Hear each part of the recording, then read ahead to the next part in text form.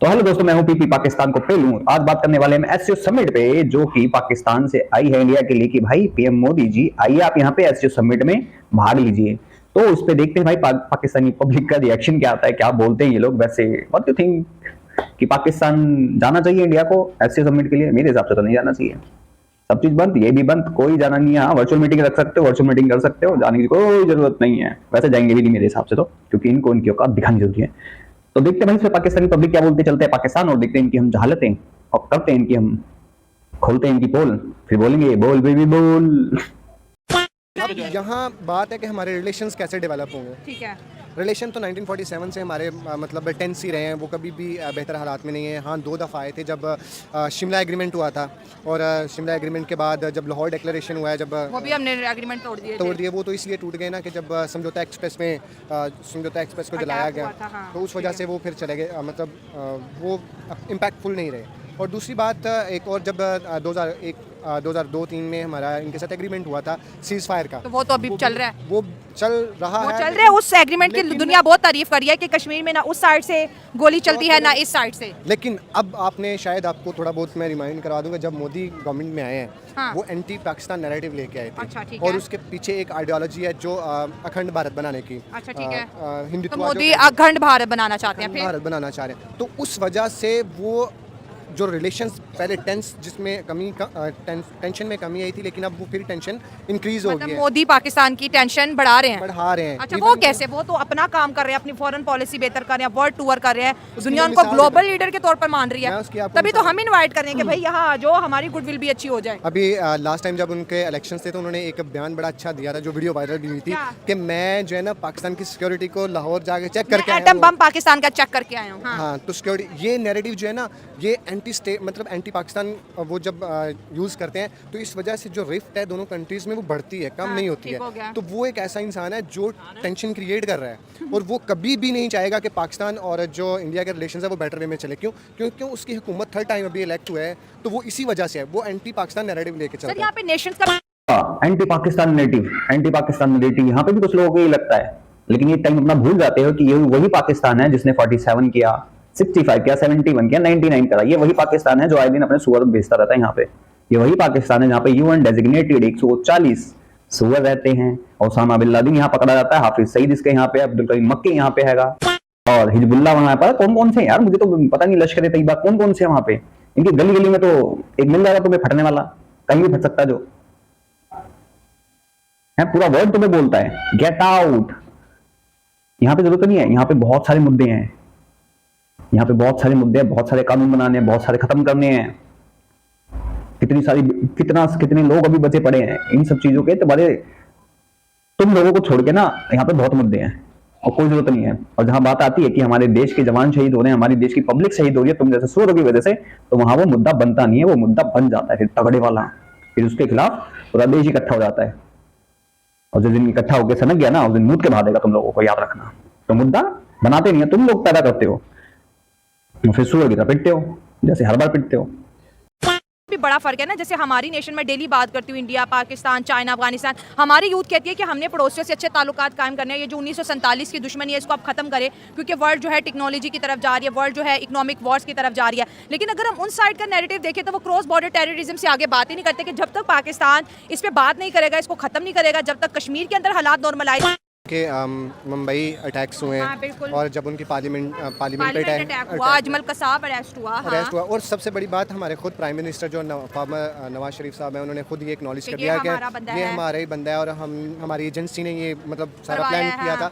तो उस वजह से भी पाकिस्तान के कॉज को बहुत ज़्यादा, इमेज को बहुत ज़्यादा खराब किया। बिन लादेन का यहाँ से निकलना, वो इस चीज़ को एक्सप्लॉइट करते हैं कि देखें ये क्रॉस बॉर्डर टेररिज्म करवा रहे हैं, हाँ। कश्मीर में मिलिटेंट इन्फिल्ट्रेट करवा रहे हैं, हाँ। तो ये नैरेटिव उन्होंने अपना बड़े अच्छे तरीके से मीडिया के जरिए प्रोजेक्ट किया हुआ। अब दुनिया जो है वो टेक्नोलॉजिकल इरा में है, दुनिया वही मानेगी जो उनके सामने है, क्योंकि आज की जो नौजवान नस्ल है या कोई भी है, वो फैक्ट एंड फिगर्स जानने के लिए रिसर्च नहीं करते हैं, रिसर्च ओरिएंटेड नहीं है।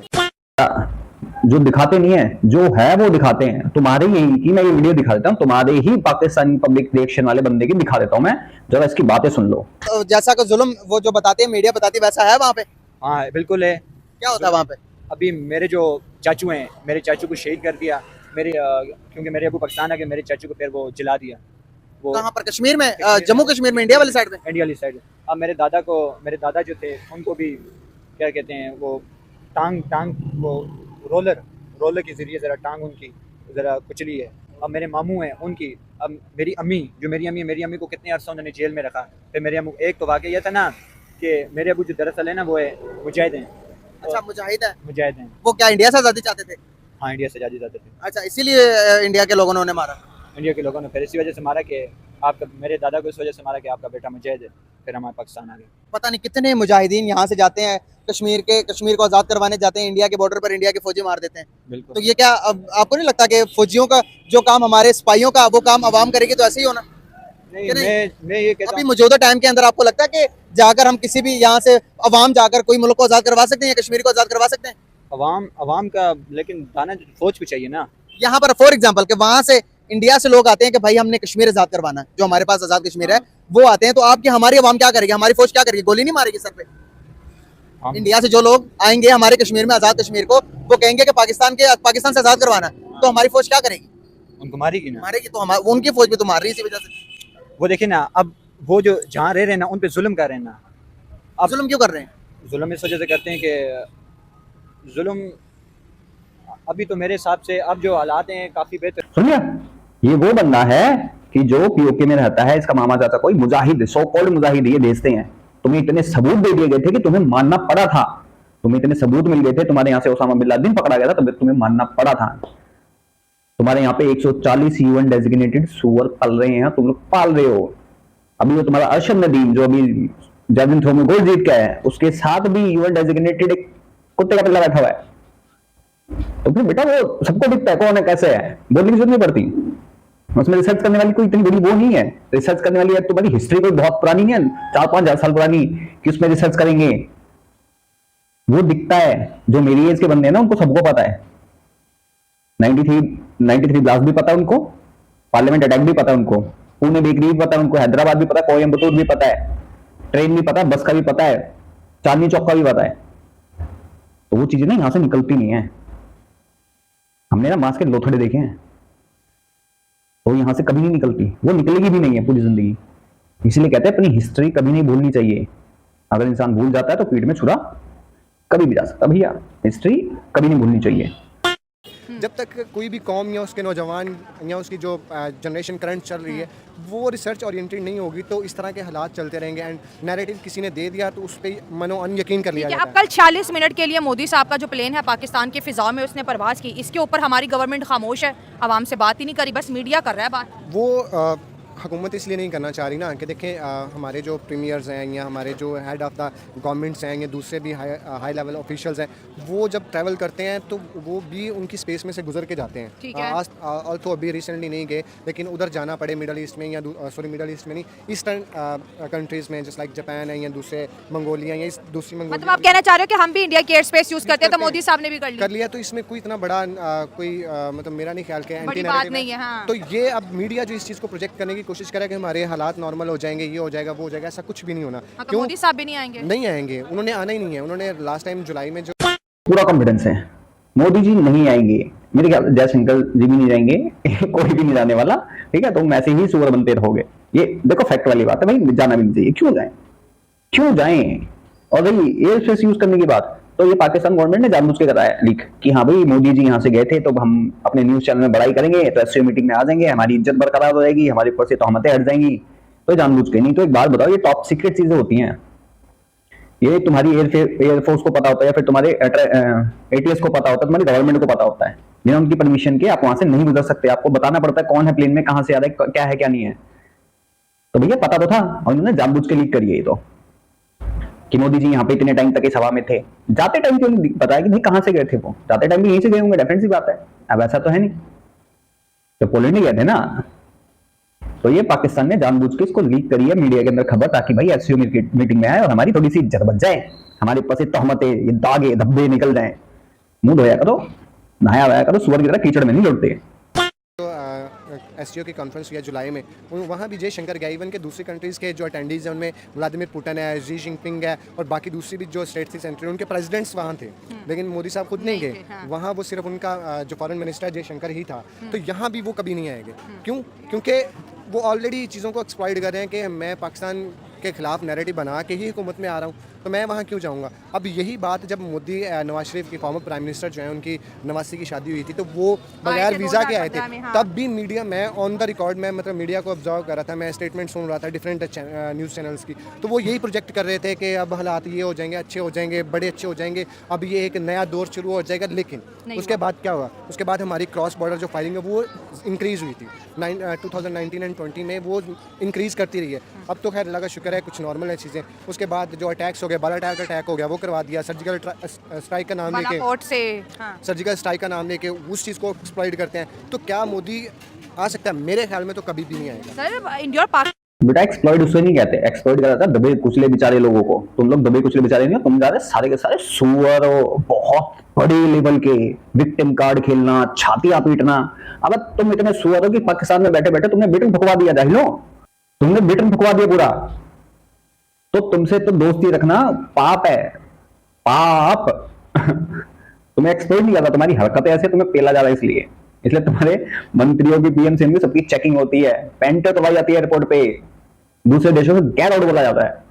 पाकिस्तान क्रिकेट की बायलैटरल सीरीज नहीं है, तो फिर इंडिया और पाकिस्तान की बायलैटरल टॉक कैसे मुमकिन है? नहीं हो मोदी साहब सकती। के सामने अभी नहीं ये हो देखें सकती। रिसेंटली जय शाह जो है वो भी आई थिंक सो के आईसीसी का चेयरमैन बनने वाला है, और 2022 में और 2025 में फेब में यहाँ चैंपियंस ट्रॉफी है।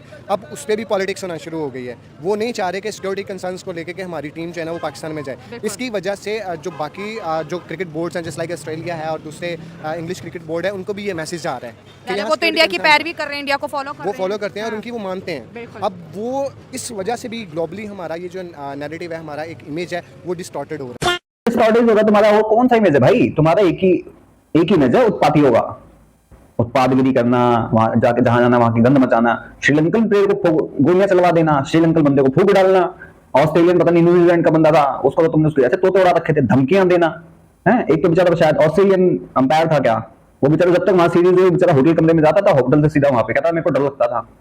अगर उसकी स्टेटमेंट मिली ना तो दिखा दूंगा बेटा। तो तुम लोगों की हरकतें जाहिलो, किसी और की नहीं है। और इंडिया में बहुत अच्छे से आइसोलेट कर रहे हैं हर जगह से। उन्होंने डेफिनेटली किया हुआ isolate across the world, across the region. Even के हमारे अफगानिस्तान में उन्होंने इन्वेस्टमेंट करके पाकिस्तान के अगेंस्ट कर दिया हुआ है। इवन के जब तालिबान की इन्वेस्टमेंट करके इंडिया ने अफगानिस्तान को हमारे अगेंस्ट नहीं किया, हमारे और अफगानिस्तान के अपने बड़े इश्यूज हैं सर। नहीं, वो आपकी बात ठीक है, वो अपनी जगह पे ठीक है, लेकिन पाकिस्तान के जो सिक्योरिटी कंसर्न्स है उसमें ये बात आती है कि जो अफगानिस्तान में उन्होंने 2 बिलियन की इन्वेस्टमेंट की हुई थी और उन्होंने $3 बिलियन की, लेकिन हम प्रूफ तो नहीं दे सके ना कि इंडिया करवा रहा है। consulate हम तो जो- यही कहते हैं टीटीपी करा रहा है, टीटीपी करा रहा है, नहीं, टीटीपी।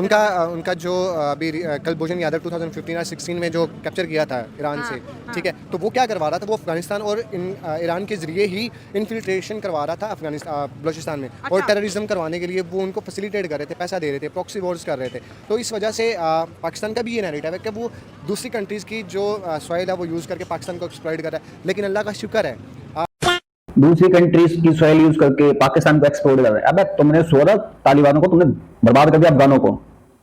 ईरान में तुम लोग क्या करते हो? और ईरान से किडनैप करके लेके आए, पैसे दे के। वहां पे एक ग्रुप ऐसा है जो किडनैपिंग के करता था, पैसे दो ले जाओ, कोई भी फर्क नहीं पड़ता कौन है वो। और दूसरी की सॉइल कैसे यूज करके तुम लोग करते हो वो हमें भी पता है। बांग्लादेश में घुस के आसाम के अंदर बैठे हुए हो, ठीक है, सऊदी में वहां पे बैठ के, सऊदी बहरीन कतर में बैठ के वहां पे तुम लोग केरला में एक्सप्लोइट कर रहे हो, केरला के अंदर जिहाद फैला रहे हो। वो हमें पता नहीं लगता क्या बेटा? हमारी एजेंसीज को सब पता है, पब्लिक को, बहुत पब्लिक को पता है। कुछ को छोड़ के जो लोग मानते ही नहीं है कि पाकिस्तान का कुछ नहीं करेगा, कि वो जाहिल के बच्चे, इनके दिमाग में एक ये है कि एक दिन पूरी दुनिया पे हमारा कब्जा होगा। और ये यहाँ के भी कुछ लोगों को बहुत बड़ी गलतफहमियां हैं कब्जे वाली, ठीक है।